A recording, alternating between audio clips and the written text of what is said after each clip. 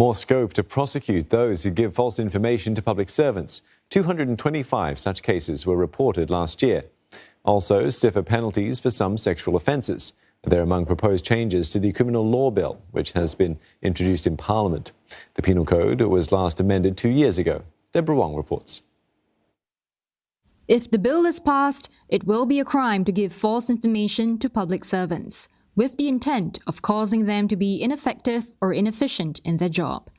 Today, the law only covers the offence if the intention is to cause authorities to improperly use or not use their lawful powers. The scope for voluntarily obstructing public servants in doing their job will be clarified. This obstruction need not be physical.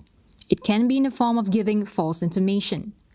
The maximum jail term will also be doubled to 6 months. The case of a man, Chua Wen Hao, forms the prime example of why the proposed changes could matter. Now, 4 years ago, Chua visited this hotel with a woman and his friend, Lau Sheng Shun. When Lau was told that only 2 people were allowed in the room, he left but decided to set fire to some towels at the hotel's back alley. Chua later told police that he didn't know who Lau was, and police spent nearly 22 hours investigating Lau's identity. Now, authorities say that this is problematic because if suspects remain at large, that could compromise public safety.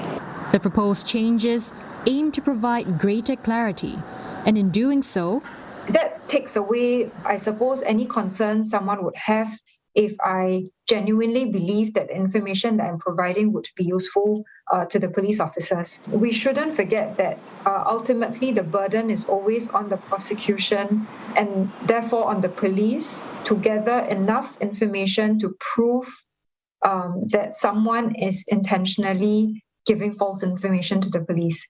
Ms. Niam says those who commit such offences are typically the suspects themselves, or are trying to protect someone close to them from being identified. While she believes the changes could deter such crimes, as a defence counsel, I would naturally want to see more clarity in terms of what ineffective and inefficient would mean, because I think those terms tend to be a bit more subjective in nature. In line with a review of the sentencing framework announced in March, other proposed changes include tougher penalties for 3 sexual offences. The maximum jail term for molest will be raised from 2 to 3 years.